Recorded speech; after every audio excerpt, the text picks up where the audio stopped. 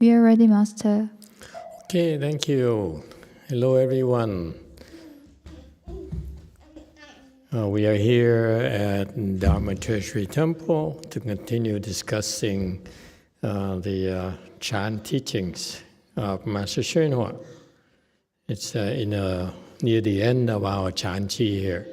So, how are you doing? Do you have any questions? If not, oh yeah, go ahead. 7. Thank you, Master. This is a question actually from Salary. She asked me to ask the question because now she's at work. May I please?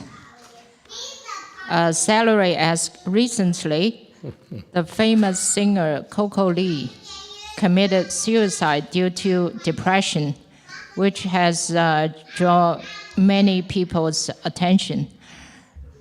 When she was alive, her songs are inspiring, which brought courage and a companionship to many people.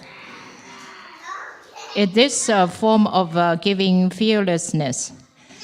Has she accrued blessings through such actions? But at the end, she commits suicide. So will she still fall to the 3 evil paths? Please advise. Thank you.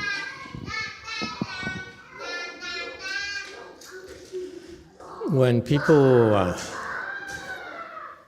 commit acts to end their lives, kill themselves, okay, bring the kids outside, they're too loud. You can play, they can play, but not loud. Okay? If you're loud, get out. Okay, very good. Yeah. Just have to remind him, that's all. He gets excited. It's not the ghost. If the ghost will beat up on him, on the ghost right away. You see, he listens. When it's a ghost pulling his strings, he doesn't listen. All right.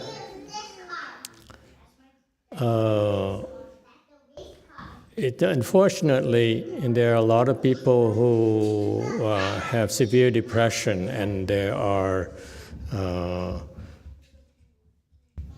making various types of attempts to end their lives. It's very, very unfortunate. It can happen to any of us. When it happens, when people commit suicide like that, they are under the influence of their depression ghost, who whispers in their ears, end this life, end this suffering. It's not worth living. And because of that, they end their lives in a state of confusion. Therefore, they will fall. Okay? The last moments of your lives, the state of the mind right there, will determine where you're going to go. So short answer, yes, in general. It doesn't matter how good a person you live your life, or how great of a deeds you accomplished during your lifetime, but ultimately, at the last minute, the last moments of your life, that will determine where you're going to go next. So you have to be careful. Did I answer the question? Yes, 9. Phật thưa Thầy, theo như con hiểu thì không biết con nhớ có lầm không là the ghosts around the Golden Gate, they just stay there until somebody jump in and die, and then they substitute for them to go to somewhere else. That's a different kind of situation. At Golden Gate, where we're not that far from, that's where a lot of tourists go. They're known for suicides. The people go there to jump off the bridge, and according to Master YongHua, I think he talked about that too. Basically, what happened is that people got depressed for various reasons. They go there and they determined to end their lives. In that very decisive moment, then the ghost there, some ghost there would whisper into the ear, says, jump, jump, jump. Okay? And you don't have to suffer anymore. So they jump, and the reason the ghosts behave like that is because if that person jumps, then that ghost who caused the person to jump has a chance to escape and get out of that place. Because once you jump at that place, you become a ghost right there. You cannot go anywhere. You're stuck to that place for a while until you find a replacement. So as you can see, there are quite a few people quite a few ghosts there at the Golden Gate Bridge. It's a nice tourist spot, but if you have depression, I wouldn't recommend it. Okay. There are better places for you. Yes, 7. Sorry, because I guess the first 2 questions, and still we're waiting for your answer. If you allow, I'm going to repeat the question. And so this famous singer, Coco Lee, her songs are inspirational, which brought courage and companionship to many people. So Salary asked, if this is a form of giving fearlessness. No, it isn't. Okay. And then the second question is, has she approved? Just entertainment. Okay. Basically, these people get inspiration to do artistic work, and they happen to be able to come up with those songs. But the intent is not to give fearlessness. The intent is commercial. Okay. Then the follow-up question is, has she accrued blessings through such actions? Yes, even though your intention is not totally altruistic or beneficial to others, but if your act results in doing good for others, then of course you get blessings. Similarly, if whatever you do results in damages or harm to others, then of course you also correspondingly have negative blessings.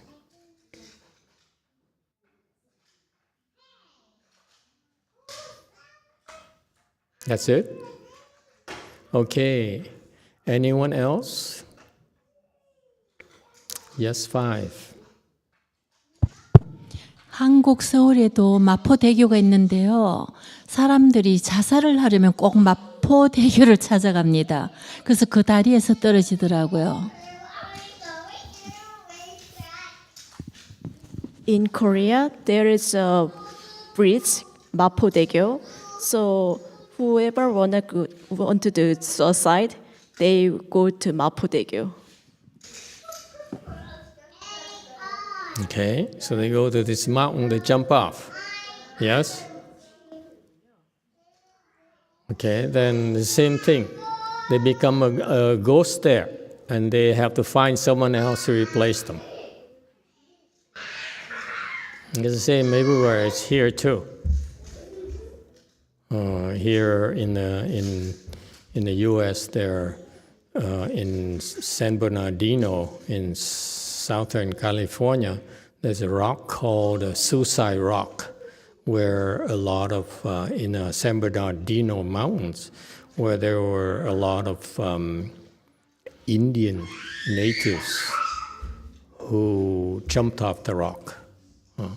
And they actually there are quite a few of them for various reasons. And they are ghosts there. And there are quite a few of them in that area. So it's their world. So what happened was, I know of that place because when I was at Long Beach Monastery, we took the boys there, the young novices, for camping there. So we stayed overnight there, and they went to the rock, and they said there, of course, the Master YongHua said there are a lot of ghosts there. So can we do something for them? So the head monk stupidly said, yes, of course, we can save them. And you don't do that, because who asked you to save them? If they're happy being ghosts there because they have friends there, they have for various reasons, they want to hang around there, then who are you? Who are we to interfere? They have to ask for help. And so anyway, that's how we learned the lesson.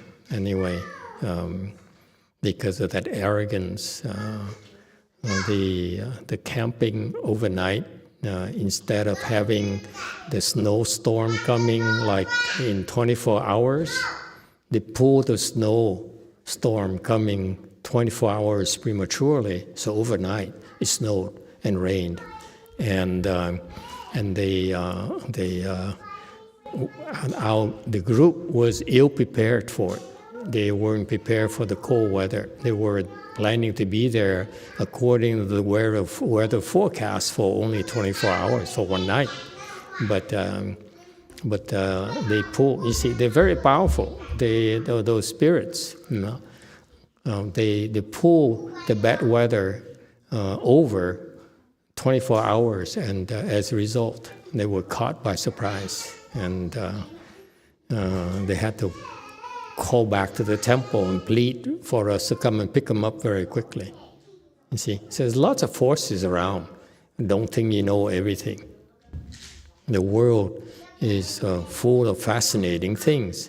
Don't think that it's only if you don't understand, you don't see it, therefore it cannot be true. There's no such a thing. They're invisible beings around us, and we coexist with them. So be more humble.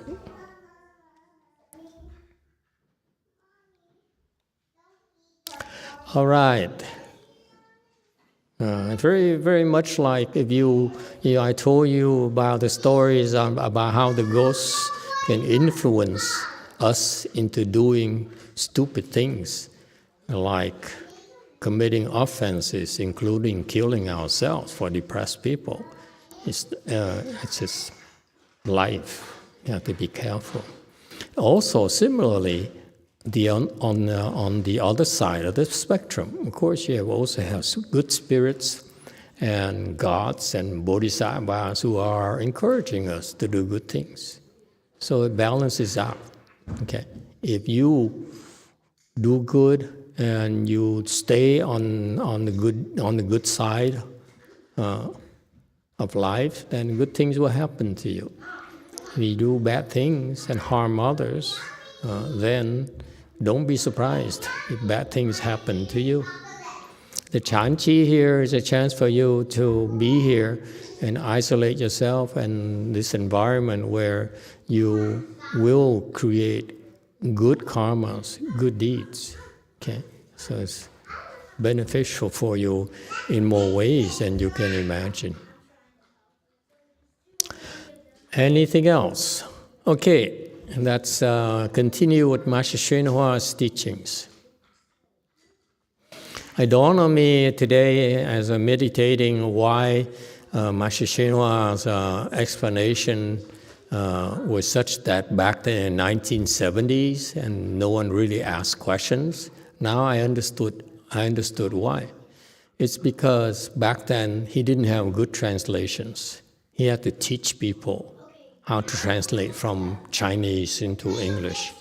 So I think in the early days, his students understood some Chinese, translated a little bit of Chinese, but I think the translation really weren't quality. And therefore, they struggle so much with translating Master YongHua's words, let alone to try to translate the questions of the audience. Okay. So now it makes sense. It makes sense that, okay, this is when you teach a boy, okay? You tell him that if he screams like that one more time, he will have to go out of the Buddha hall because he's under his own sense, okay? And I explained to him, just explain to him, you cannot scream anymore. Not during when I'm talking, not right now, okay? That's how you condition them, teach them, that's all. He can listen to reason. If he doesn't listen to reason, that's a ghost. Then we beat up on the ghost, that's all. We teach them who's the boss here during this time. All right. Now it makes sense, because it's disappointing to me that you have such a great teacher and no one really asks questions to clarify, because he's from a Chinese perspective. We're from American, so we need to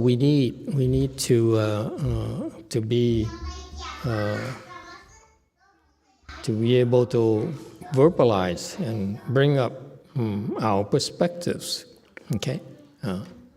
All right. Let's continue. Since we cannot find them, or expect them to raise questions, and actually it goes on for most of his lectures. I had so many questions when I listened to his lectures, his teachings, and I was disappointed that when I asked questions to my elders, they couldn't give answers, or there seems to be lack of interest in trying to investigate the teachings together. This is not a show. This is a learning experience for us. Okay? A learning experience for me as well. And it's, if we don't understand, it's perfectly okay to bring up the question. And then maybe in the future, someone will come up with an answer. Because it's part of the learning process is to share the questions, share perspectives. Okay, continue please. So now we are in the next section. The next section where now he's talking about there is a feudal lord, Lord of Yin in the north, his local ruler. Okay, so back then China seems to be very chaotic. Be careful, huh? San Francisco is very cold. You better protect yourself. You can easily catch a cold.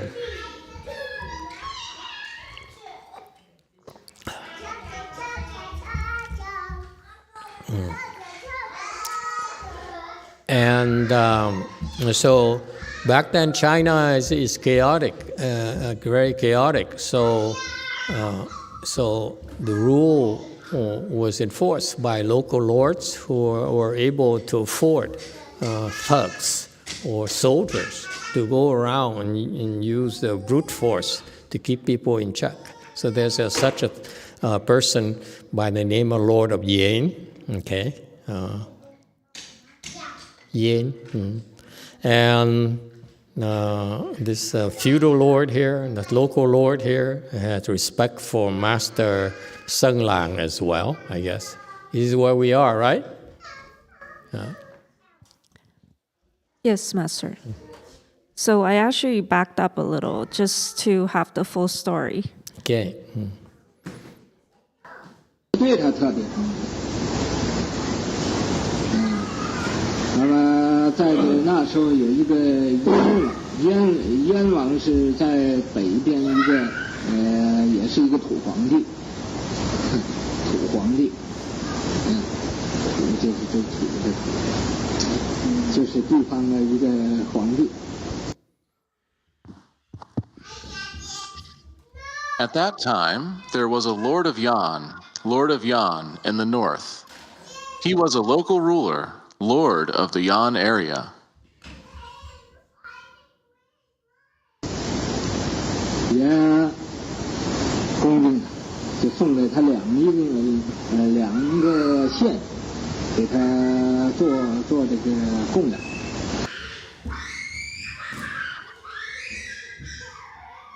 The Lord of Yan also respected him. He gifted him 2 districts as an offering.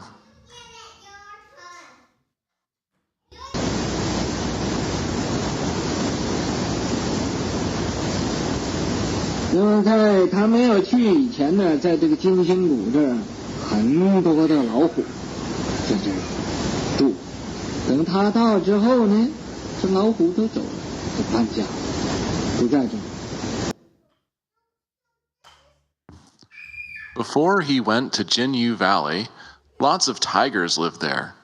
After he arrived, all the tigers left. They moved away and no longer lived there. 人在他没在去以前，人要到这个金星谷，一定要回着10个人、20个人一起去才可以。Before his arrival, to get to Jinyu Valley, over 10 or 20 people would gather to travel as a group. 1个人、2个人不敢走，那么有 1 or 2 people dared not go on their own. 他到这之后，那么这个人呢，来往是无论做什么，也没有老虎给人添麻烦。After he arrived there, people came and went. No matter what they did, no tiger caused anybody trouble. 所以这个人呢，就都认为这位法师这个道德是真很高的。So, all people thought this Dharma master had lofty way virtue.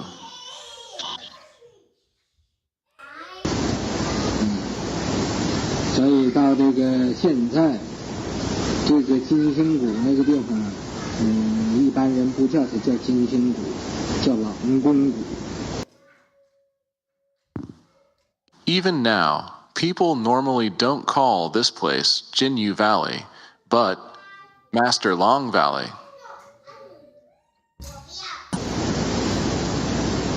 在他在这住的时候啊，无论哪一天， When he lived there, no matter which day,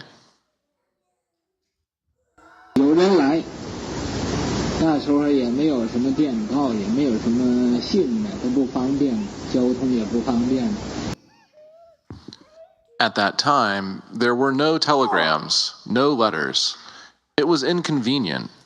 Transportation was inconvenient. 来人也不会预先通知你，给你打个电报或者打个电话，都没有的。 No one would give advance notice for visiting. No one would send a telegram or call.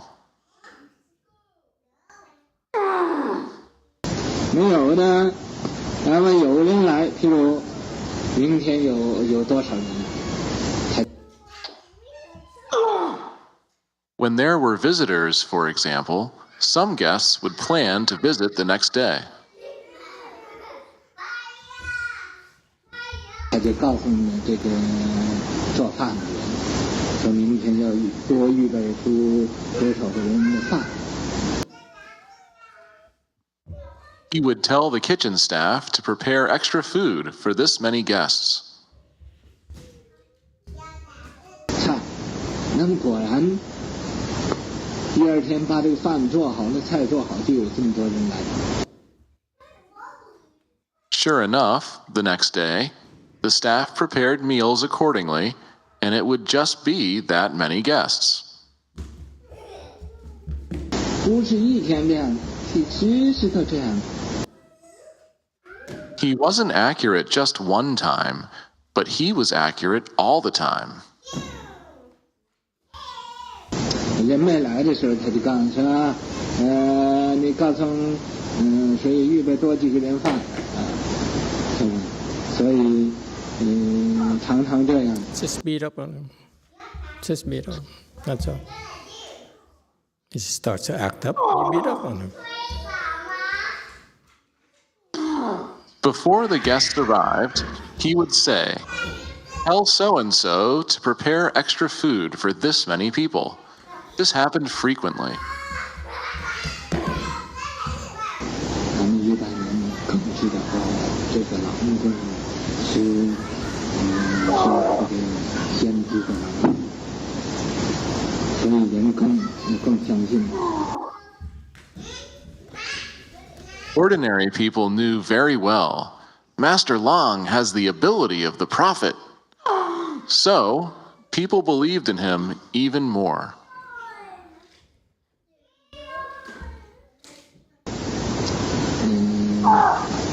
在这个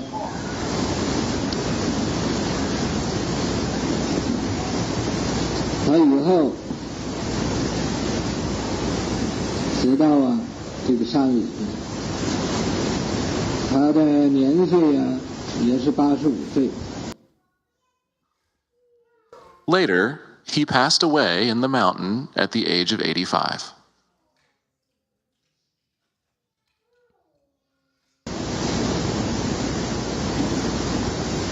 在这个泰山呢，就是他住那个地方，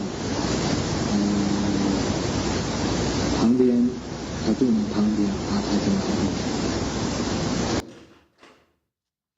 People buried him on Mount Tai, beside his residence.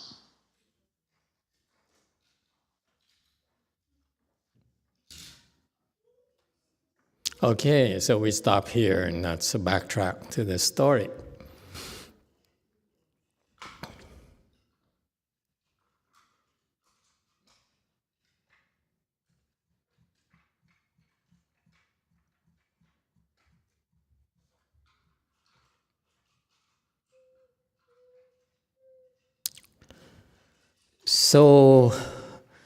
So we remember this is he was staying in the mountains in one of the high peaks of Mount Tai, famous place in China where a lot of people cultivate it, and locally, even in the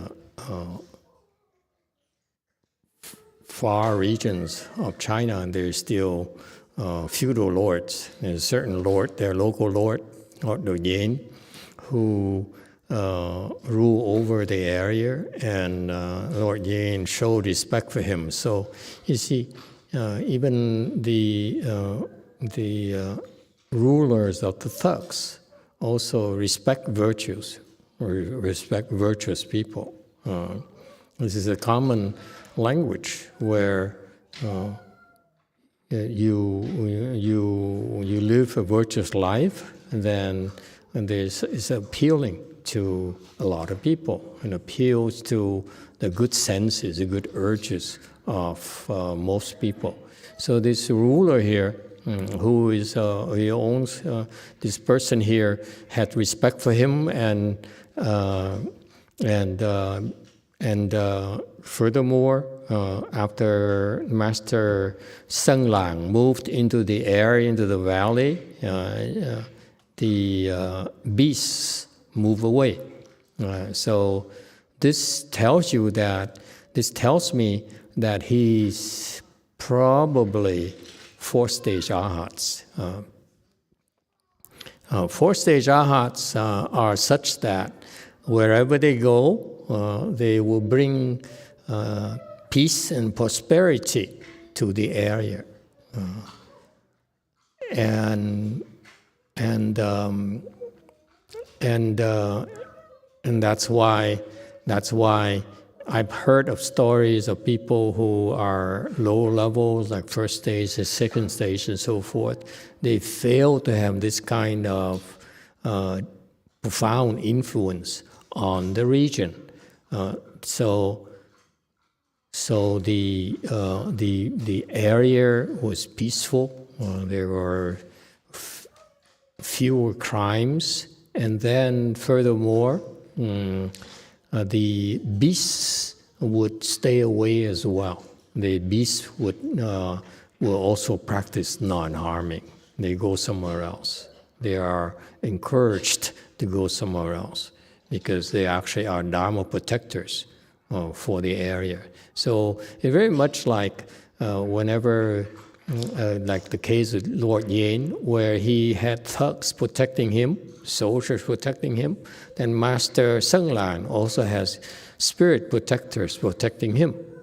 That's why they encircle him, encircle the whole area, so that the area became quite peaceful, quite safe for the residents. Okay, and I remember when I was a novice, all I wanted was to meditate. How stupid I was. All I wanted to cross my legs, because crossing my legs made me feel good. I didn't realize I was severely depressed back then, and that's the only thing that made me feel good. Okay, for long periods of time. The food and all the entertainment is only temporary distractions, but will not make you feel good long term. Okay, hours on end. That's only through meditation. You find a peace and a bliss that you cannot find through sensual pleasures. Okay. And so I was always constantly looking for a place to meditate.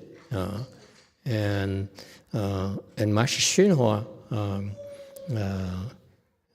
was dead by then, and I was at Long Beach Monastery trying to help keep an eye on the young novices, where we practice the 4 2 hands and eyes is our main form of practice. And so we knew of a place in West Covina.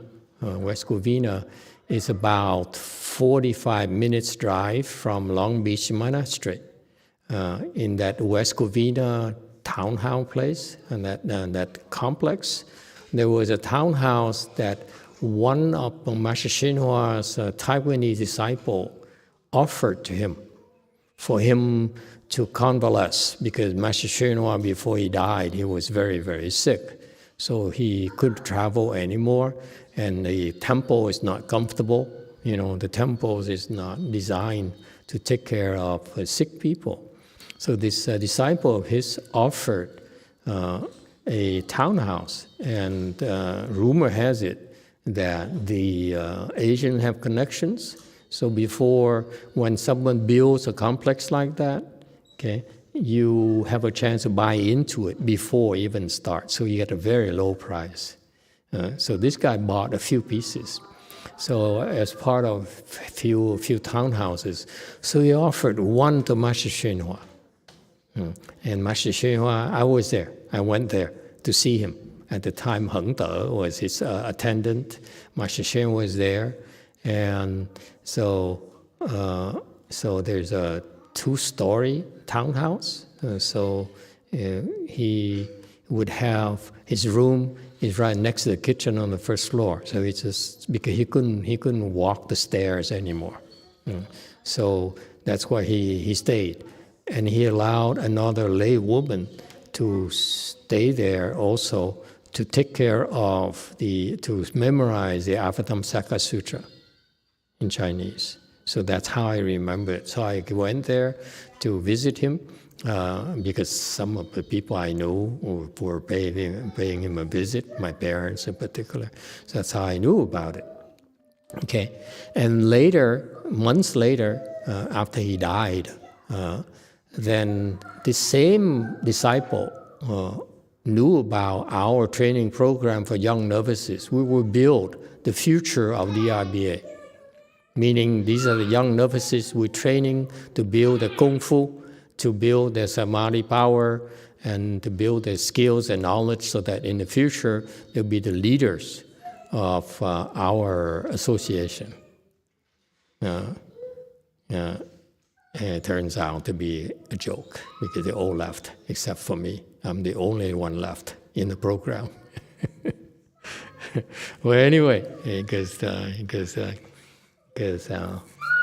you see, that's amazing how Master YongHua, the vision of these sages, the program, they would allocate the entire temple, Long Beach Monastery, it's big temple, very comfortable, just to run that program, to run for their novices.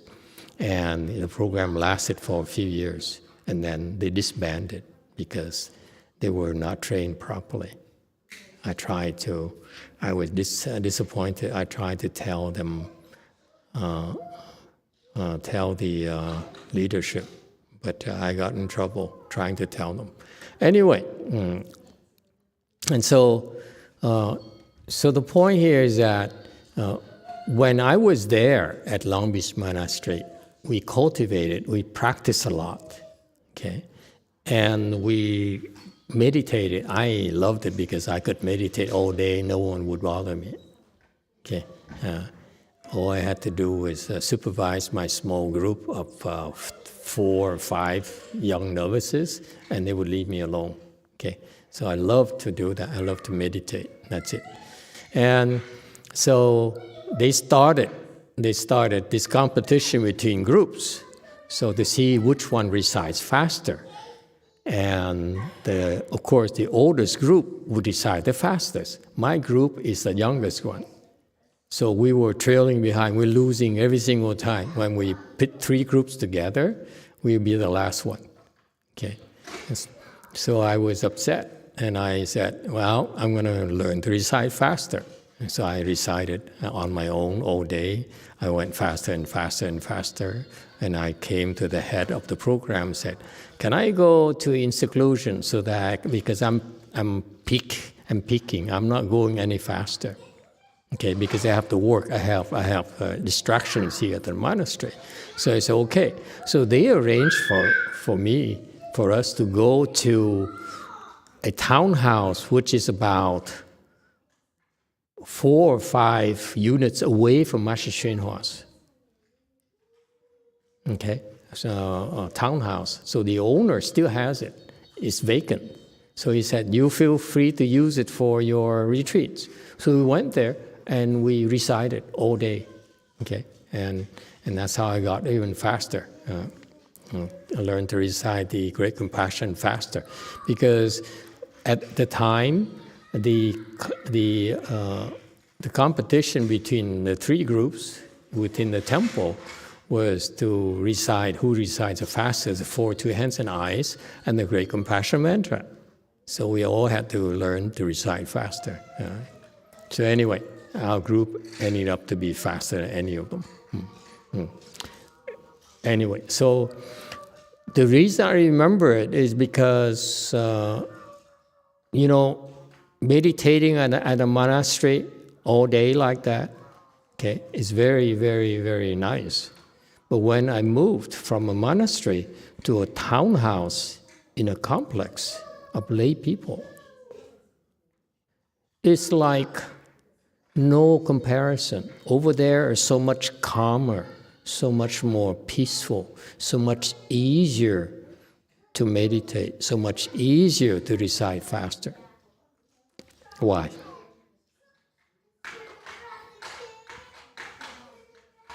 Because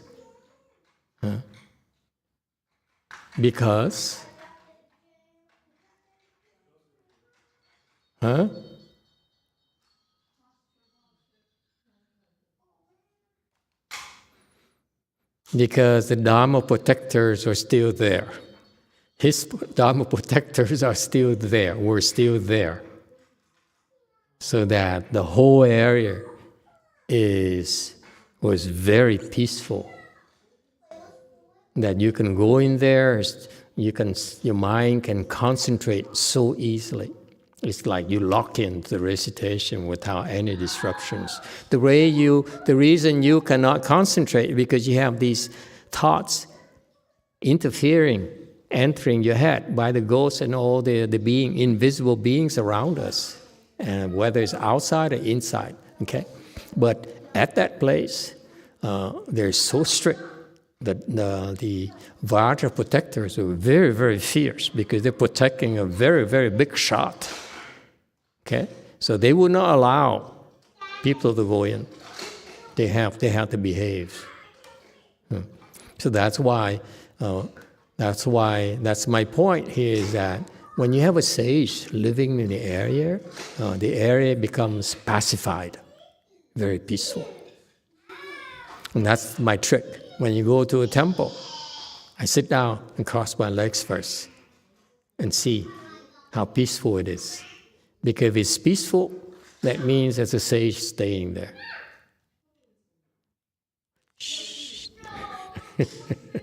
Okay? Now you know. But if you go to the temple and people are noisy, like over here, there's no sages at all.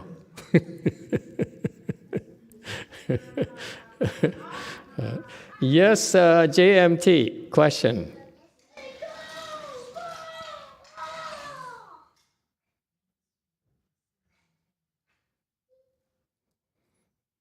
한국어 단톡방에 올라온 한국어 유튜버 채널에 올라온 오심님 질문과 단톡방에 올라온 맹성이님 질문이 있습니다. 먼저 오심님 질문은 스님 늘 감사히 잘 경청하고 있습니다.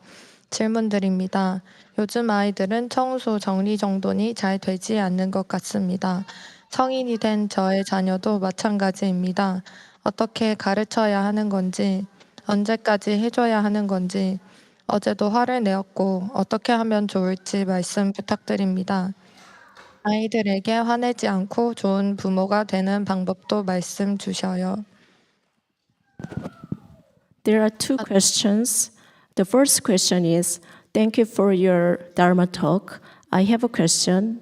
These days, children doesn't clean their place. They didn't tidy their place. So my children already grown up, but still they don't do that. So how can I teach them? Until when do I need to clean their place? I got angry yesterday, but I don't know what to do.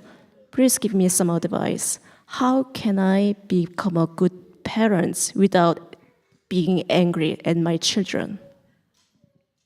You do like Americans, we don't clean our places. There's no reason for you to get angry. Just don't clean the place. My place haven't cleaned for 3 years. So it's no reason for me to get afflicted because it's not clean. It's not funny? Okay, so what do? Maybe we have a lot of Korean disciples who have wisdom. Maybe they can help out. The Koreans are so obsessed with cleanliness. I still remember one of my disciples coming to my Wei Mountain Temple and said, Wei Mountain Temple stinks. I said, say what? Yeah? So what can she do?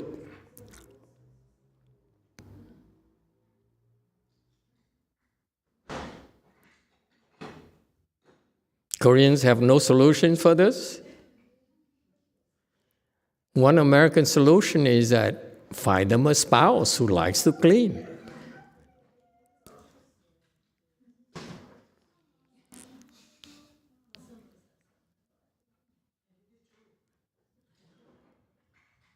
There's some people I know who are clean freaks. They are crazy. They're always cleaning and cleaning and cleaning.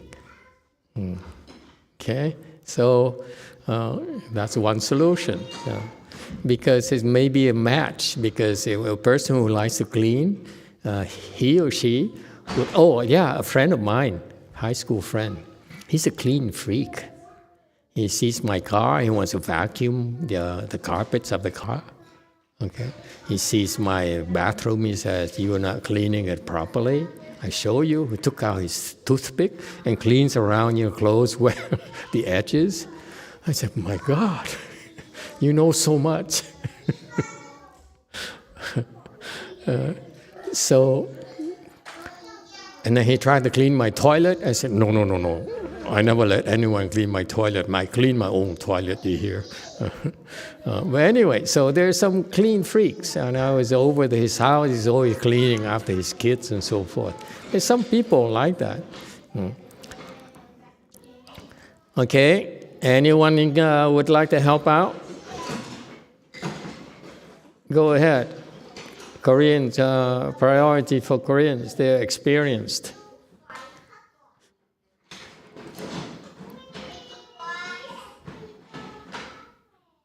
No?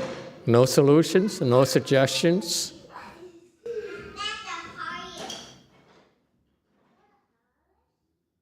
Anyone?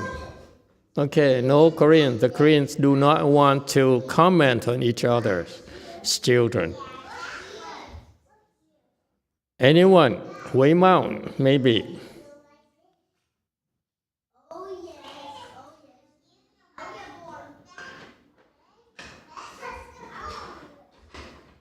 I also remember one of my Korean disciples complaining about her American Caucasian husband to be a slob and making messes everywhere.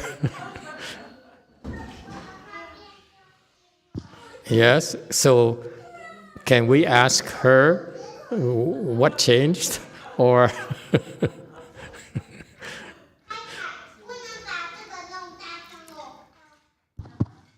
I just want to thank you, Master. I want to clarify. I didn't raise my hand, but somehow the camera has found me in this scenario.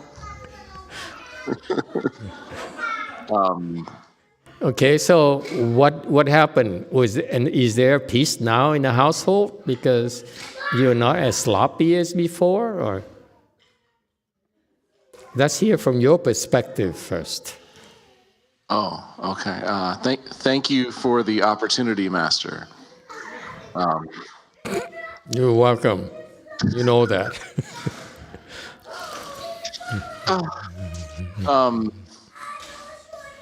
I think that when Brother Malcolm came back from his trip to Korea, he shared with us that at the temple they had the best vacuum cleaner he'd ever seen. It was an LG Korean vacuum cleaner. And he, of all the things for Brother Malcolm to talk about, he talks about a vacuum cleaner.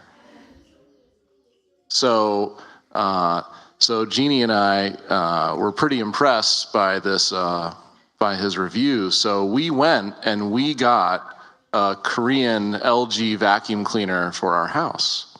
And ever since then, I think we've been much cleaner. Thank you, Master. That's wonderful. That's good news. How did we become cleaner?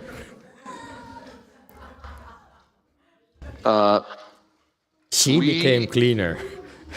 We became cleaner when I realized the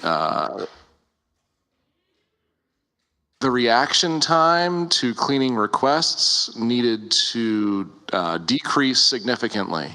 No matter what I was working on, as long as that reaction time got shorter and shorter, we got cleaner and cleaner, and the house was calmer and calmer. How sweet. Yes, let's hear it from the other side of the pond. Master, he still does not clean. It doesn't matter, LG vacuum cleaner. We bought an expensive vacuum cleaner, hoping that he will clean. He still does not clean.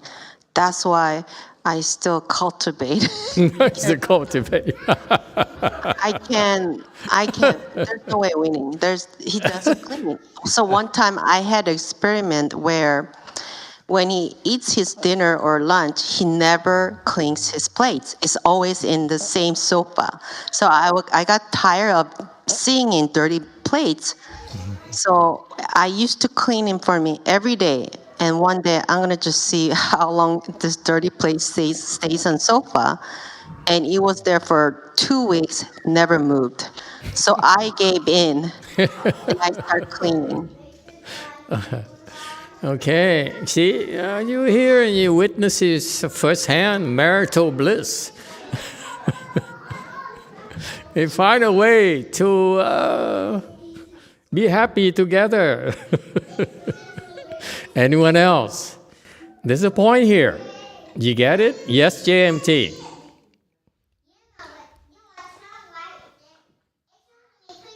Just 2 more questions. Is that okay?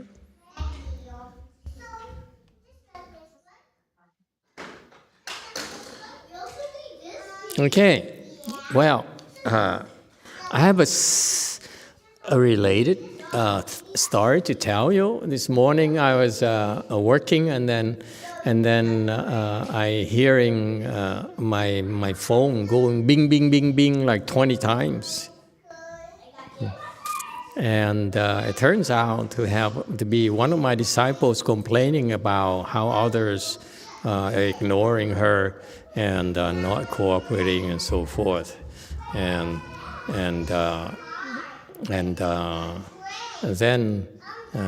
then I, just like a true Chan master, what do?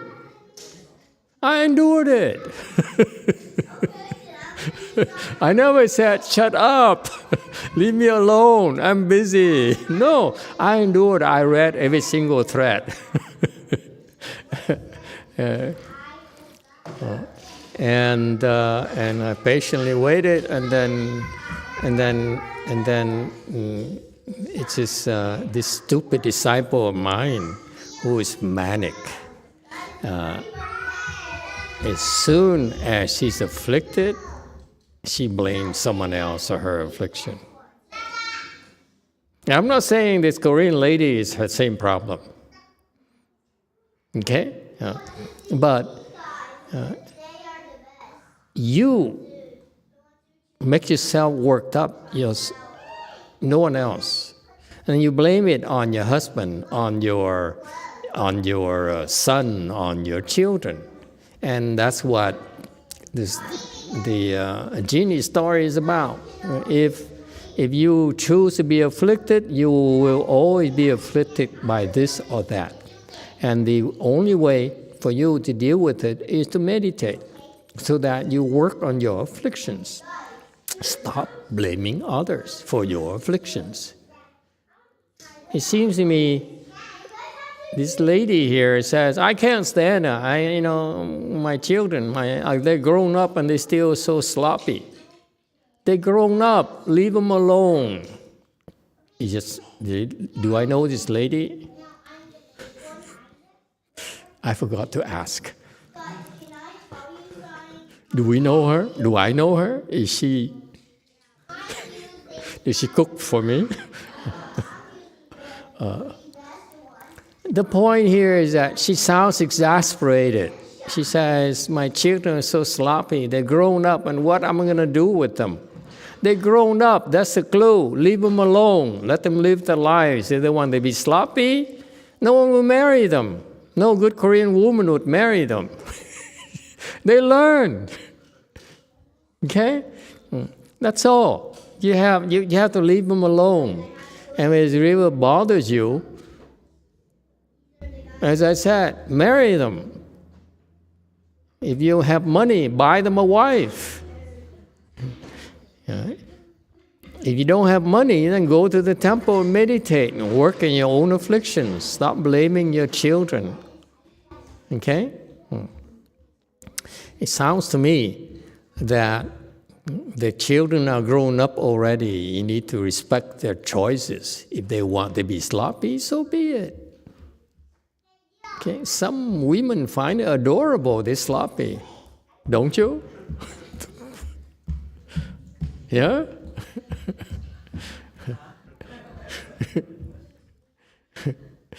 Yes, you too.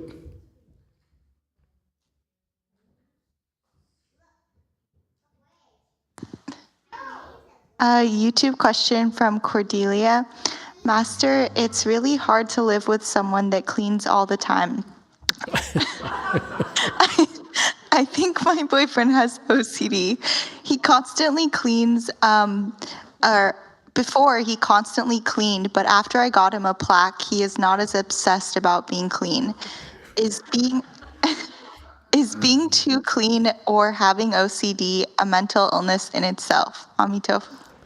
Yes, it's anything excessive is not healthy. Okay, being too clean is not healthy either. So you have to have a compromise. I think in relationships you need to find common grounds. You cannot simply say this is a standard that passed on from my family, from my mother, my father, and so forth. You have to embrace people for who they are. That's what we call here in the West love. No? Unconditional love. I love to see those people here in the West who say, I love you unconditionally until you make a mess of the kitchen. See, they still love you unconditionally.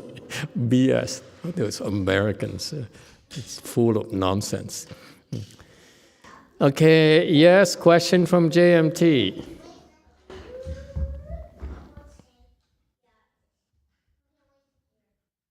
단톡방에 올라온 맹성희님 질문입니다.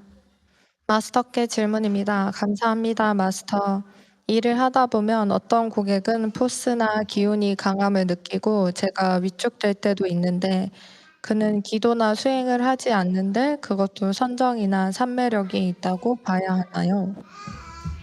Thank you, Master.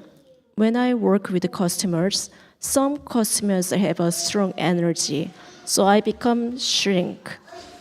He doesn't do any pray or cultivate, but do we consider it as a samadhi power? Okay, repeat that, please. Some customers have a strong energy, so I become intimidated. But he doesn't pray or do any practice. But do I become intimidated because of his strong energy? Is it because of the samadhi level, samadhi power? I don't know. If you become intimidated, then meditate more so that you're not intimidated. That's all. There's no reason to be intimidated. Okay, if you have samadhi power, people cannot intimidate you. You intimidate them. You intimidate your husband. You intimidate your children so that they clean up when you're around. Okay? No, not at all. Of course, there's always people who like to impose their will on others, such as a lot of people here in the U.S. I know they like to go around and intimidate others, especially salespeople. They like to intimidate salespeople and so forth. And it's childish. These people are very, very weak. And that's why they feel they need to intimidate others in order to get their way. And that's only because they're weak. Why are they weak? They're weak because they cannot handle not getting their ways. They're so weak that they must have their ways. Because if they don't get their ways, they can't handle it. That's why they're weak. So there's no need to be intimidated by those people. They're a nuisance. It's very much like children screaming. That's it. Let them scream. You don't let them intimidate you. See that? So the noise doesn't last.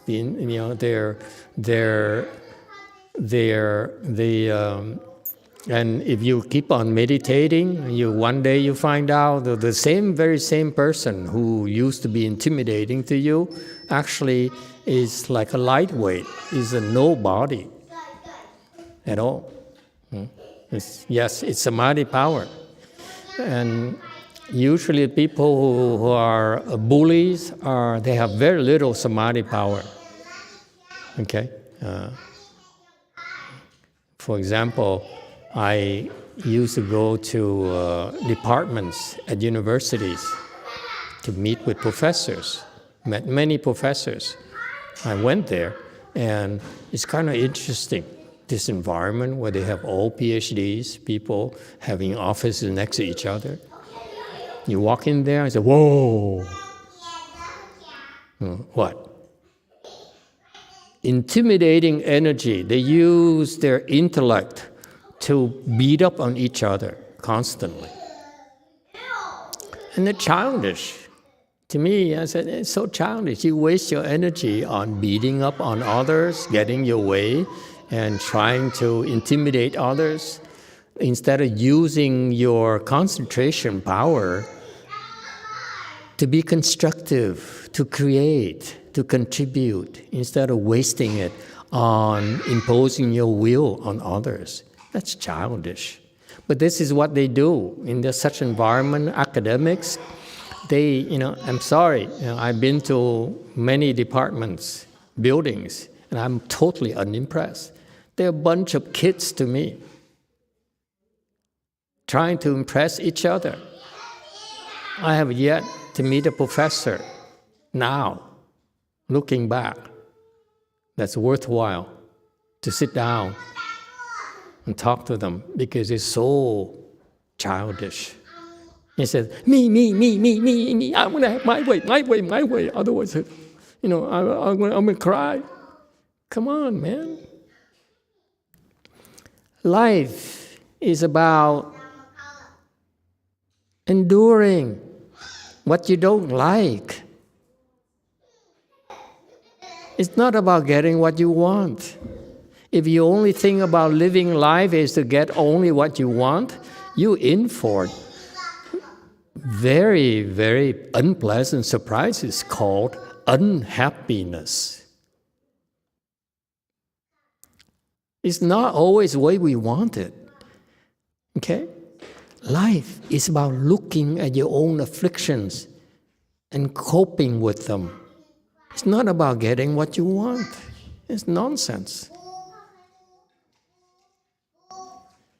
Would you like to be around someone who says, it's my way, the highway? Usually I take the highway immediately. You know what I mean? Who's going to stick around for such people? The only reason that they allow you to be around is because they impose a will on you. What kind of relationship is that? It's a give and take in all relationships. It's some pleasant moments, unpleasant moments. That's what life is about. That's what makes it interesting. If it's always pleasant, then it's the most boring person you can find.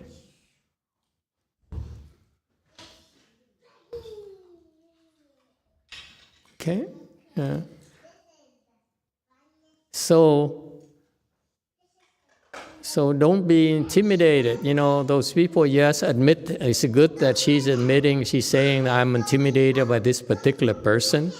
I can teach you things to diffuse that person and turn him into a puppy and so forth. These people who try to intimidate you are very, very stupid, can very easily fooled, and very easily manipulated. I'm not going to teach you that.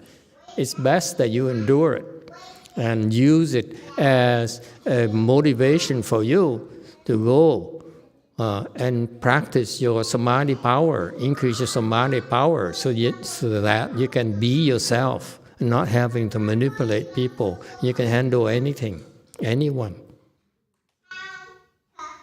Okay? Yeah.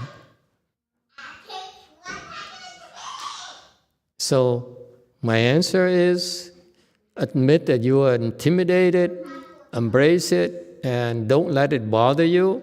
Use it to motivate yourself to sit longer And if you do that, you use it as a drive for you to develop your samadhi power, you get there very quickly.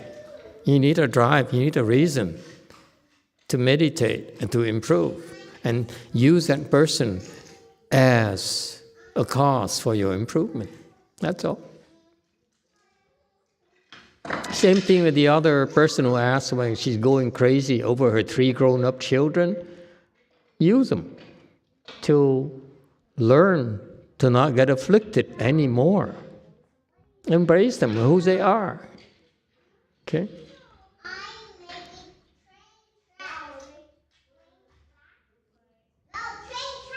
Wei Mountain, comment.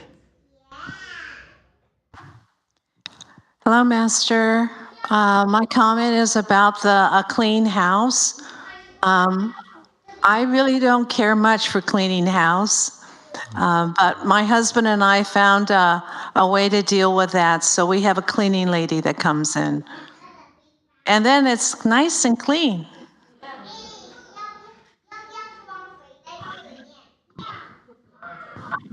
Great, thank you for the input. That too is another solution.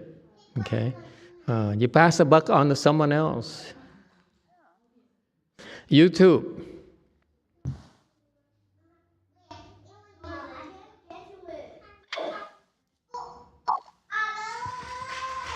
Hi, Master. There's 2 questions from YouTube. The first one is from Ignacio.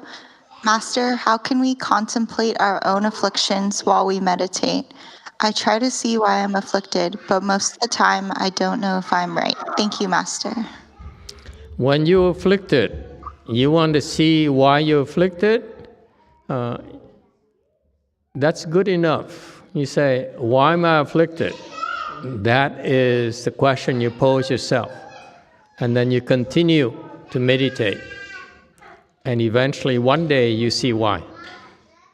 Okay? It's a natural result is that naturally you will make the connection between your affliction and its cause. And that's a very, very wonderful thing that will happen, because once that happens, then you can make the connection. You can be convinced of yourself that how wonderful it is for you to be able to have a tool there.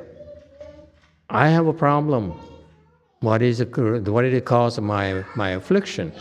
Then in time, you will, if you meditate, you will find a solution. Chan will give you guarantee. That's connection. And that's called wisdom. You are able to see the connection. You are able to solve your own problems eventually. Okay? And so, yes, it starts first with the realization that you're afflicted. Okay? And do not be like my stupid disciple who says, I'm afflicted, it's someone else's fault. No. You're afflicted. You endure it. I admit I'm afflicted. That's my problem. I'm afflicted because I'm stupid. Don't blame it someone else. If you blame on someone else, you'll never find a solution. You have to accept it. If you're afflicted, therefore, because you have no clarity of mind. Whose fault is it? It's your own fault. It's no one else's. It's not your husband, it's not your neighbor, it's not me. It's just your own fault. You allow your mind to be clouded. That's all. No one else's fault. Stop blaming others. Okay? Stop making excuses. And then you meditate on that. You find a solution yourself. You can see clearly. Very much like yesterday, I was complaining bitterly about the fact, why don't they ever ask him questions? This is bothering me for the last couple of cheese now. I say, how come? You know, to me, I hear this story and say, my God, why don't people ask questions? What is the matter with these people? They eventually became PhD holders, became smart and successful people, and important people in society. Why can't they even ask questions and help us out and learn from this wonderful, wonderful teacher who has tremendous wisdom? And finally, 10 months later, I found my own solution. No translators. Yeah? Go ahead, JMT. Sorry to keep you waiting for so long. 네, 안녕하세요, 마스터. 안녕하세요. 그 청소에 대해서 코멘트를 한마디 하겠습니다. 마스터, 한국 여자가 깨끗하다는 거는 선입견이라고 좀 말씀드리고 싶습니다. Master, I want to comment about the cleaning. You think the Korean woman is clean, but that's a wrong perception. 저희 집에서 어지르는 사람은 제 처고, 치운 사람은 접니다. 결혼 초에는 한 사람만 어지럽혔는데 애가 둘이 나오면서 어지럽히는 사람이 3사람이 됐습니다. 제 처는 저보고 이번 생에는 포기하라고 얘기하고 있습니다. 고맙습니다. In my house, I'm the person who cleans, and my wife is the person who make it mess. And in the beginning of my marriage, only one person make a mess. Now I have children, so 3 people make a mess. So my wife told me, give up this life. She must love you a lot more. What people do for love, hey. Thank you for sharing your experience with us. Yes. YouTube. Hi, Master. This is from Malcolm. Master, I'm curious, what was one of your questions that you wish you could have asked Master YongHua after he was gone that the Dharma brothers could not help you with? I had a lot of questions. Every time I listened to his Dharma lectures and his Dharma talks, I've always have so many questions in my mind. I say, why this, why that? And I'm used to a Western educational environment where you're entitled to ask questions and the professors and the teachers are supposed to answer you. And in particular, much more so in a child environment, because this is why I allowed you to ask questions anytime about anything, because it helps your meditation. It helps reduce thinking, helps you make progress a lot quicker. It's because of my personal experience. I learned through Master YongHua's Dharma throughout the years. And I listened to his teachings because I came too late. I never was really able to listen to him live. So I had these treasures of these tapes. And I listened to them, and I found them to be so insightful. But at the same time, because they're profound, they're a lot more profound, and people realize that I had a lot of questions.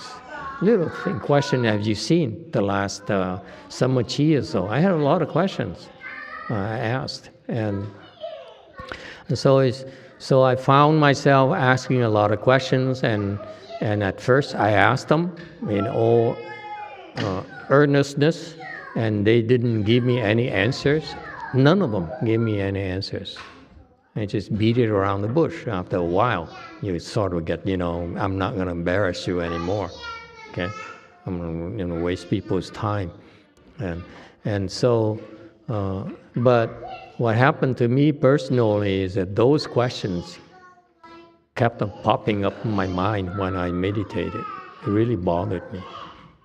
Okay, and these unresolved questions, these doubts kept on arising in my mind.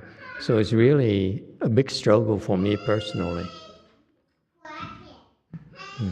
So that's why, from my own personal experience, I decided that I will allow you to ask questions, try to answer the best way I could, so that you don't have to go through what I did.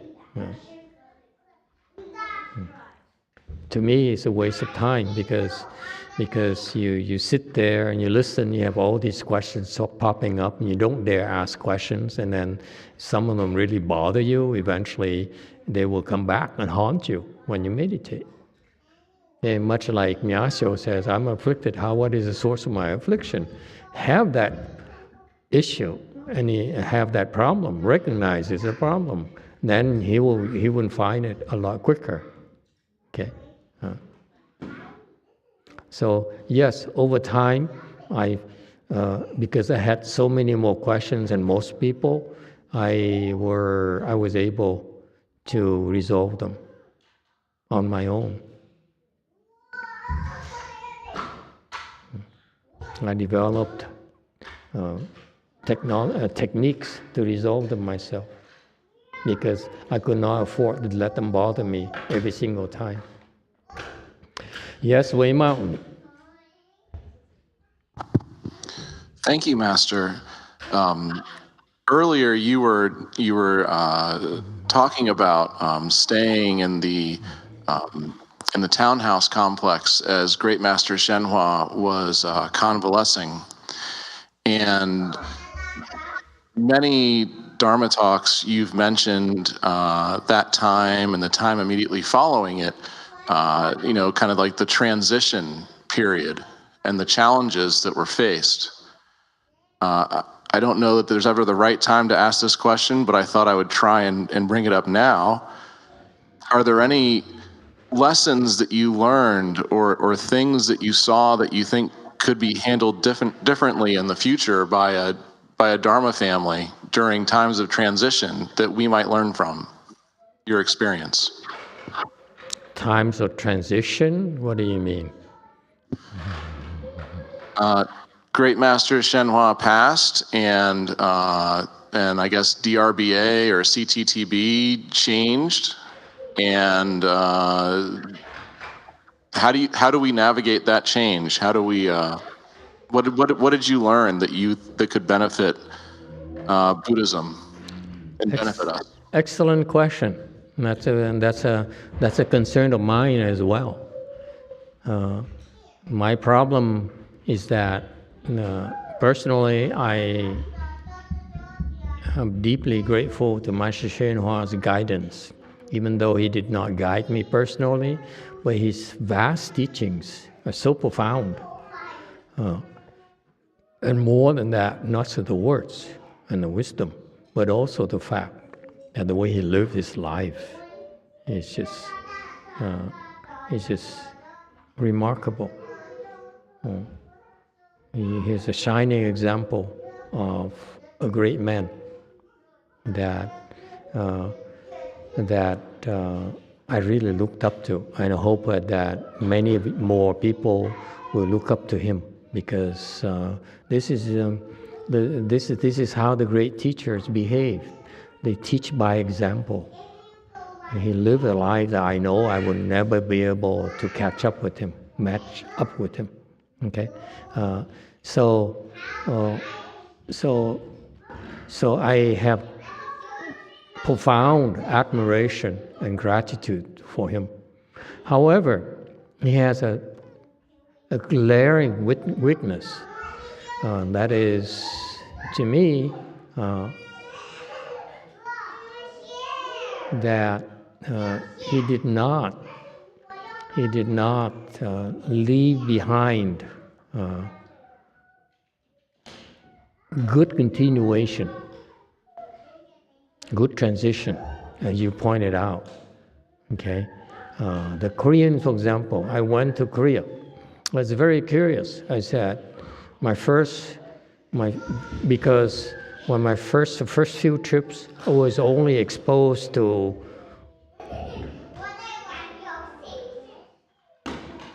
unimportant monks and nuns there. So I was rather unimpressed. I saw fourth-stage arhats who are still scurrying for money. That turns me off. A fourth-stage arhat who still have to go think about how they're going to pay for their cell phones, for their clothes, for the car payments. To me, that's not what a fourth-stage arhat is supposed to be worried about. So I was unimpressed. Okay? But then later and more recent trips, the last year and a half, I was given access to the higher level monks and nuns there. Nuns, I'm disappointed with the nuns, honestly. Nuns are not trained properly. The highest nun I saw there is dead already. Is first ground Bodhisattva, which is nothing. First ground Bodhisattva cannot train people. As a result, her followers are insignificant. Okay, I'm not, I'm totally unimpressed. But anyway, so I was given access, and I'm very glad that I have access to some of the sunims there at the big three temples. And I said, oh wow, so this is a beautiful system. That's why Korean Buddhism is strong, is sturdy. It will not be able to adapt to the new 21st century, meaning they cannot attract young people. But the reason they've been strong all these years is because these sunims have been able to duplicate themselves.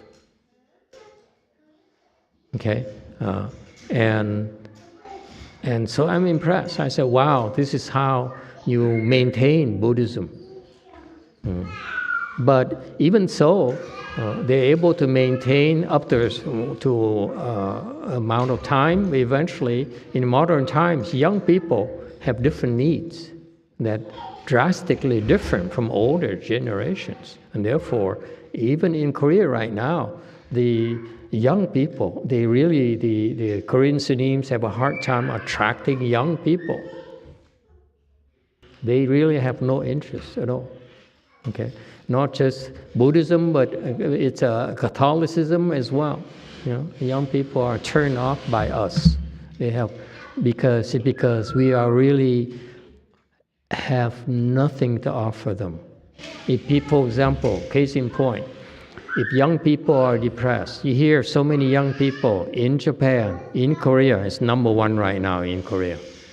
Teenagers killing themselves. Yes? Am I right? Am I wrong?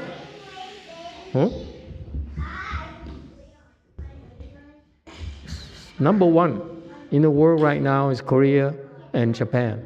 Young. China too. You know, China too are increasing, but it's a higher percentage because China is bigger population, and it's underreported in general. But it's a big concern because young people, they have this big issue here, and it's something that Buddhism is very well equipped to handle, but it's not being addressed. It's not being taught. That's why, whereas if you have a big organization like my master's temple, for example, an organization, or in Korea, for example, they can stand up and say, hey, this is a national issue, this is a regional issue, let's do something together to fix it, okay? And Buddhism has a solution for such a problem. It's called Chan, okay? Chan is a solution, but we need to support them, we need to teach them so that they are able to get started. They're overwhelmed right now.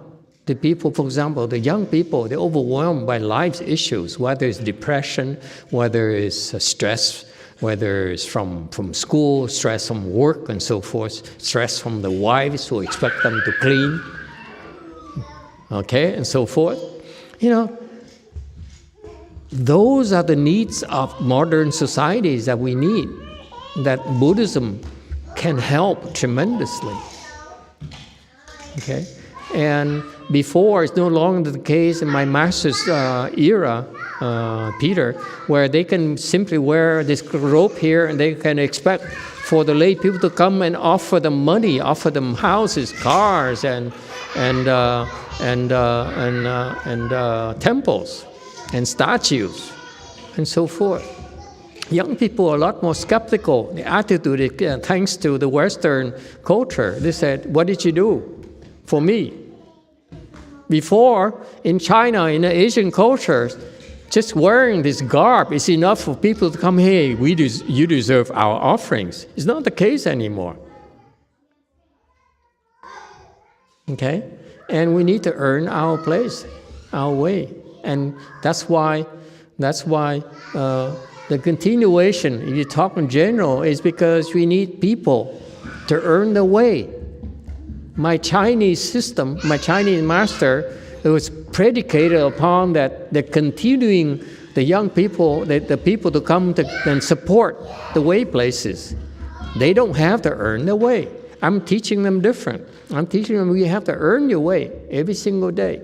I'm training them how to teach meditation and training them about how to help people and so forth.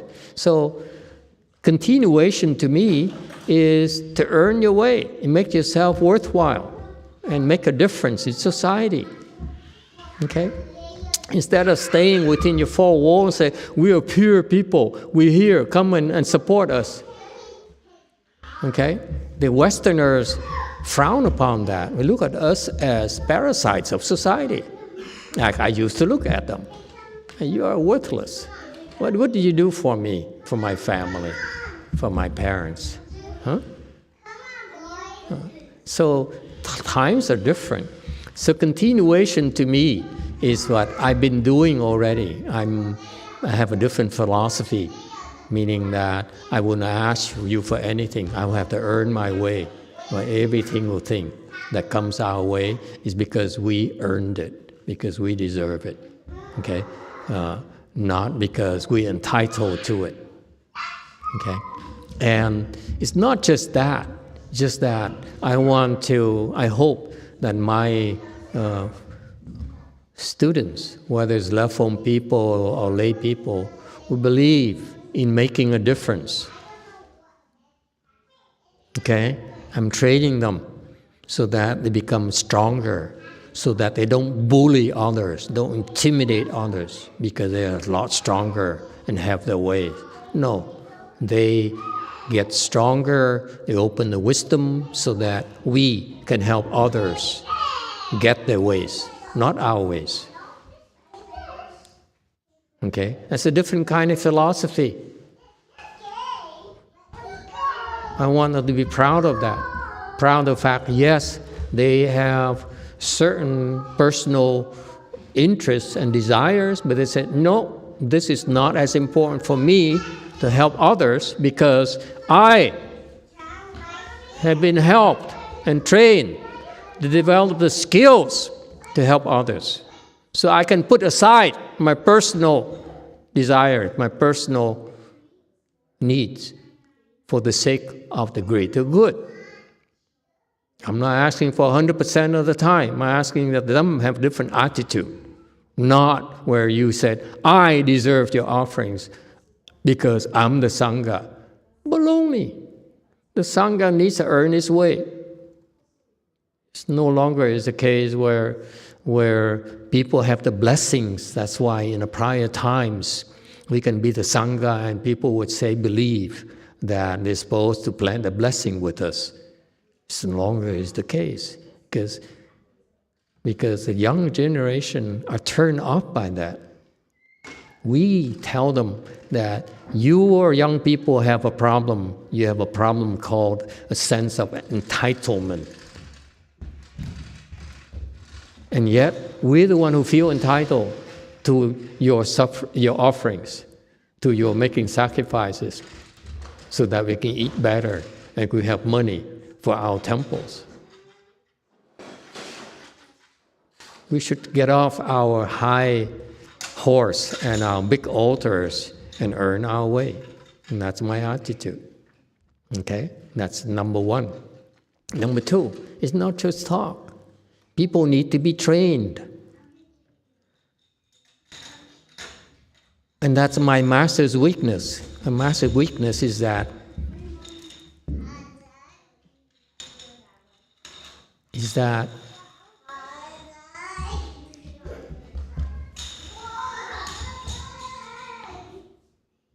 his students are not good enough, not high enough.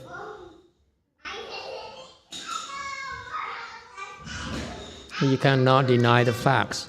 You can put yourself on a high horse and a big altar in a Babel tower, but at the end of the day, how much can you do for society? I have a person here who's depressed, who thinks of killing herself. What can you do for her? Because her mother has been coming to my temple to support my temple, making sacrifices to support us. What have I done? What can I do to reciprocate? Come on, man.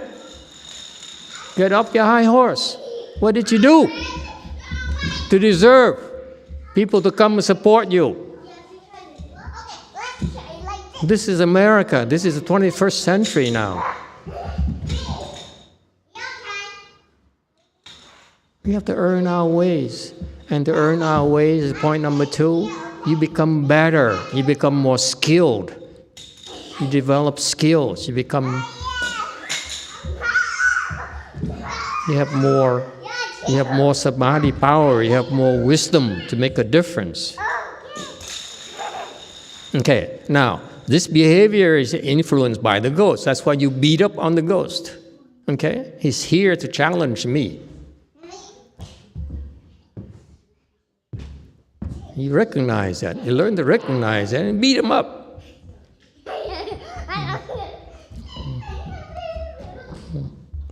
That's all.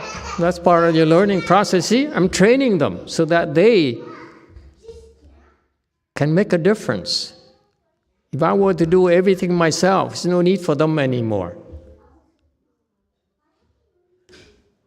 Okay, so good question. It's an excellent question, has to be continued, because if you have any recommendations on how we can do it better, yes, definitely. So my attitude is that, and my answer is that, number one, it's about philosophy, about attitude. We have to earn our way. Number two, we need to take training our people a lot more seriously, because I can talk all I want. It's about whether he can handle this little ghost here. If I were to do it, then there's no need for him to do it anymore. They all have to develop the skills to earn their place.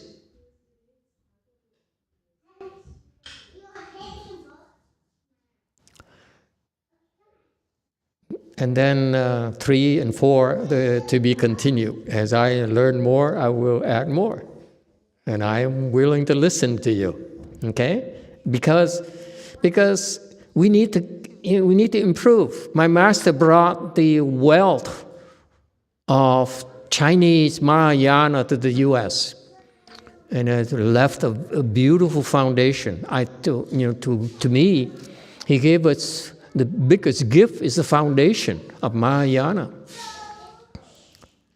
that we can build upon. Okay? What's lacking is that it's too Chinese. They feel they deserve, too Korean, too Asian. They feel they deserve to be supported. I don't think so. I'm not from that background. I'm an immigrant. I earned my way. I ask myself every day, circumstances were that even they told their own followers, my master's followers, says, this Gote here is a bad dude, don't support him. Try to suffocate me as a left-home person. He is undesirable. And that's fuel for me to rise and say, I'm a lot better than you think. I'm going to prove it to you. And so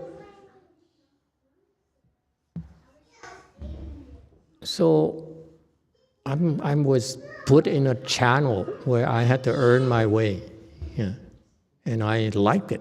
I kind of like it. Okay, yeah. Okay. Yes, Wei Mao. Master, I think Buddhism is in a very unique place in society right now because a lot of young people are gravitating towards meditation. It's being shown in a lot of different studies and science and psychology that meditation is very beneficial. It's a lot different than it was probably when 50 years ago, with young people back then who thought meditation was really weird kind of stuff. It's proven itself and has a very good track record now. And I think a lot of young people are really gravitating towards, at least right now, they know they should do meditation. And Buddhism is kind of the image of when people think of the pinnacle of meditation, they always think of a Buddhist monk, and that's the example they give of someone who's really calmed their mind to the highest level. Is they always say, oh, you don't. One thing I hear people say is you don't need to be a Buddhist monk and have the most calm mind to do meditation. So the idea that Buddhists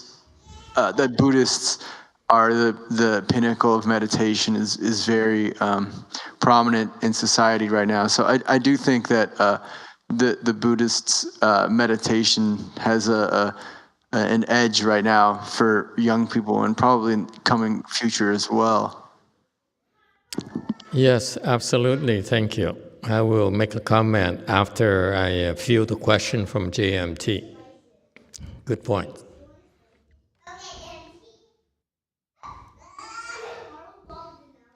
유튜브에 올라온 성복님 질문입니다. 만약 절에 성인이 없어도 불상과 사리가 그 이상 가는 안정감을 불러일으킬 수 있나요? 그리고 선정과 산매는 다른 것인가요? This question is from Songbong. In the temple, there is no sage, but there is a Buddha statue and relics. Then, can they pacify the area? And one more question. What is the difference between the concentration and samadhi? Are they same or different? Second question, answer is the same. There's no difference. Samadhi is a Sanskrit word for proper concentration, proper reception. So samadhi actually means a little bit more than just concentration. It's a proper concentration, the correct way to concentrate so that your wisdom unfolds. The non-Buddhist practices also have concentration, but they don't have the proper concentration. So our training, Buddhist meditation is quite different from non-Buddhist meditation. Buddhist meditation is called samadhi because it will help you produce proper concentration. And that's what monks and nuns have to remember that. Okay? Our role when we teach you meditation is to help you develop samadhi or proper concentration, not just concentration. Okay, that's a big difference. There's a big difference between concentration training of the Buddhists versus concentration training of the non-Buddhists. Huge difference. And you will find out when you get to the top of the ladder of the non-Buddhist concentration, that's when you realize you have some limitations, some issues. Okay? Number two, and number one, what was the first question again? If in the temple there's no sage, but there is a Buddha statue and relics, then can they make us peaceful? Yes, they can. You go to JMT, for example, you'll find it to be a lot more peaceful than it was before. because we brought the relics there. And when the relics are there, there will be Dharma protectors to guard the relics. Okay? Well, whereas the temples, typically, the temples, they have Dharma protectors to protect the Dharma masters. So that's why I used to go to temples to meditate, to check how peaceful it was, so that that I could tell what kind of protectors they get, meaning that what each Dharma protector is proportional to the level of Dharma master. Low-level samadhi or concentration, monks and nuns require low-level protection. That's why. Okay. So, point number 3. There's a new venue for us. That is, I'm committing. I hope that my disciples, both lay people, but mostly left-form people, will also buy into this, that this is one of our strengths, is Chan meditation.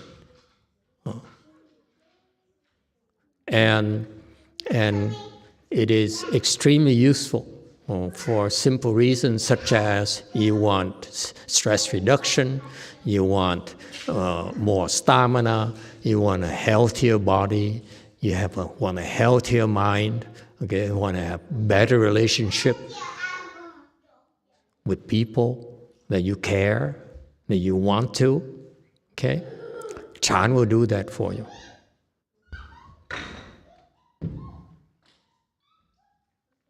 And you find yourself practicing Chan, and you find yourself developing improved version of yourself, a better version of yourself, constantly.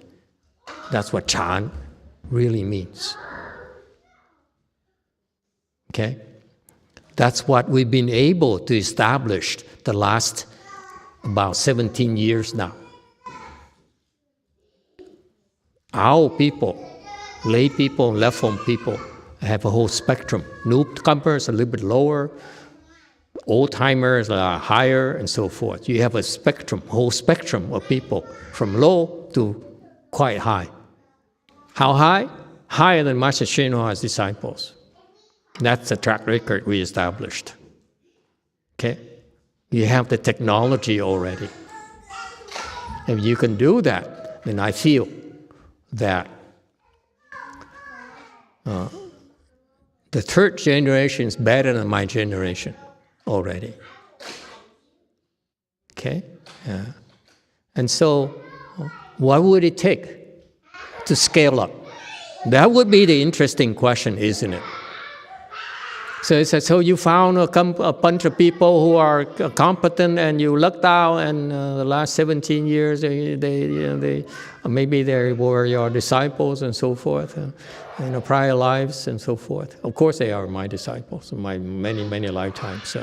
But can it be duplicated? That's point number 3. Can we do it again? As someone said very kindly, Master is getting older. No more stamina, no more energy. How much longer can he go? Okay? So I need to find. So I thought about point number 3. That is, I am interested because I'm bored. Okay, I'm not the kind of person who rests on his laurels. Either I retire to the Bahamas, or I stick around here. I stick around here because I'm doing something, not waiting for retirement. Okay, I'm either or. If I retire, I'm out of here. Okay, good luck to all of you. I don't retire, then what am I doing here? What I'm staying here is in order to scale up. Is always a challenge. Let me tell you, scaling up is never easy. So what does it take to scale up? Why are these people, all of you, successful? I remember when I first started 16, 17 years ago, I said, if I get my lay people to get the first stage arhatship, I'm very happy. If my disciples get the first stage arhatship, I'm very happy. If lay people get there, they are sages. Okay? And the Hinayana people and the non-Buddhist disciples will be, wow, these are superior individuals for society, whatever they do. They have a Midas touch. You can turn everything into gold. Because they are great problem solvers. Better than people low levels. No two ways about it. Okay? I don't care what they do. Whatever they want to do, they'd be better at it than a normal person. And then for left home people, my only expectation is they should become fourth stage arhat, because that's what the program is for. You become a monk or nun because you have a specialized program that will help you get to fourth stage arhat very, very quickly. And now it turns out lay people are fourth stage arhats already before they even shave their heads. What I'm going to do? Some are enlightened already before they shave their heads.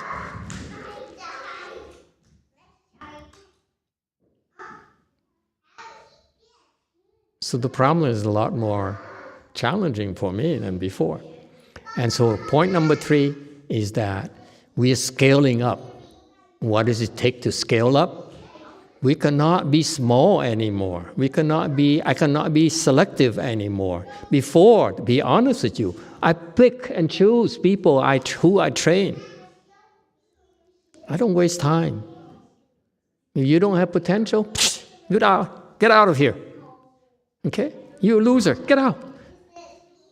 Okay? But now I can't do it anymore.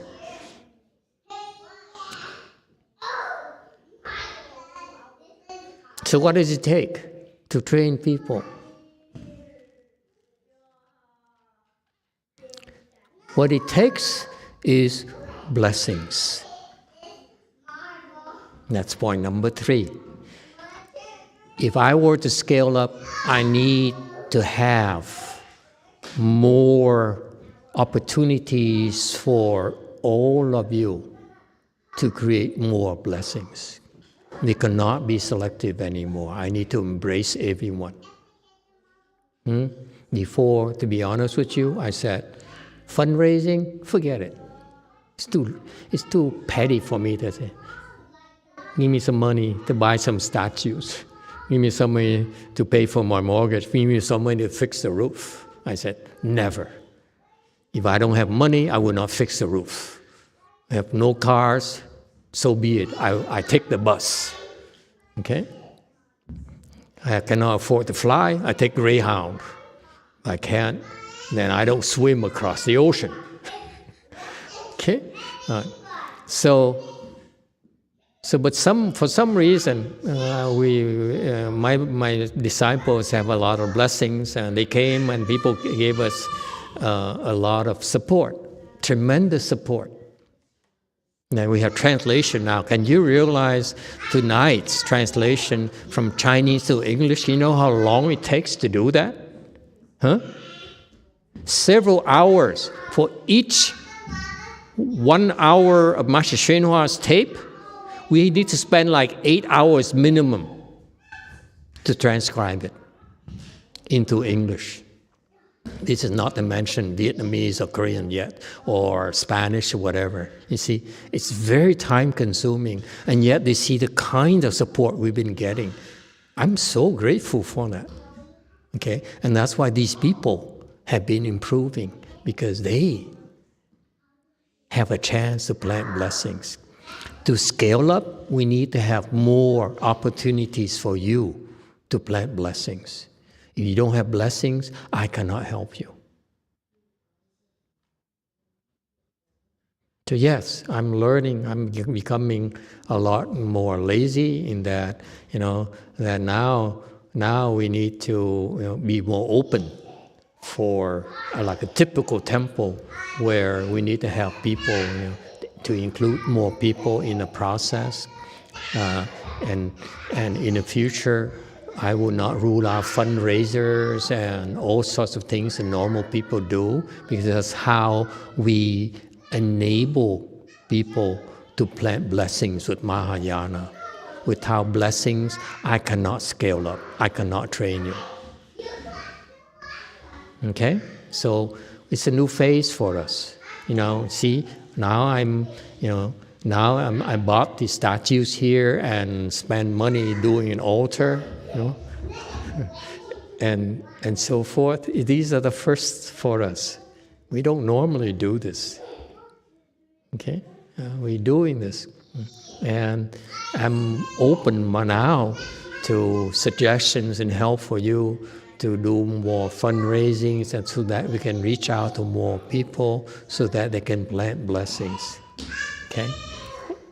At the same time, we are recruiting and training more people so that if you have the blessings, I need to provide the manpower and the facilities for you to come and receive training.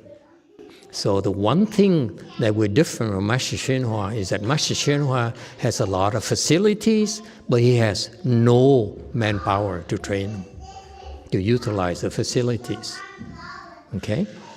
To me, it's a total waste. To me, if I were the donor, I'd be offended, very offended. I give you money in order for me to increase my blessings. If you do nothing with it, then I will give it to someone else. My blessings, I cannot afford for it to wait until 100 more years before they mature. When I give you money, it's sacrifices that my family doesn't have. So it's my duty when I receive your money to make sure that you can benefit from it as quickly as possible. That's why I fault my teacher. He sees too far. He sees that all the money and the facility he has, down the road, we have someone using it.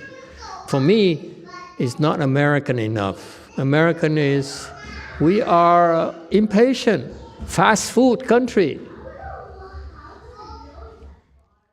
Okay? So anyway, time is up. So that's point number 3. I'm asking you, I'm soliciting for your input on how to include more people and allow people to plant more blessings. So meanwhile, I will continue to train our people quickly. Okay?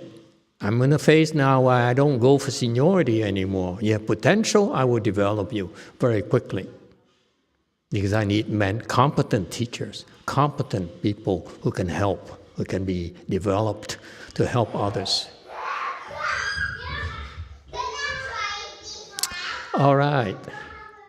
That's a lot of spiel right there. Thank you, everyone. And I see a lot of potential. I'm hopeful. I expect 20 this year, Sanghans, 30 within 20 altogether. That's a lot. Trust me. Most people don't have 20. We're small and we have 20 very competent people. And then within 2 years, I expect it to be 30. But more importantly, I expect to have a lot of high potential individuals joining us, because believe it or not, lay people are 4th-stage arhats already. Some are enlightened already. It's scary. You are very special.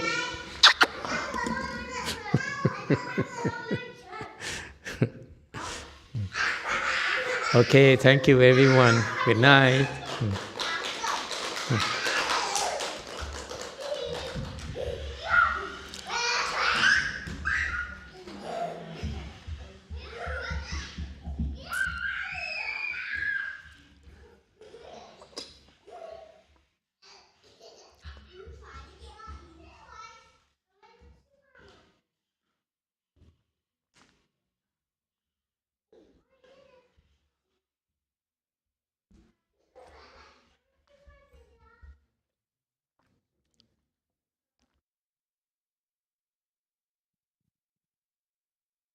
trip. You enjoy yourself?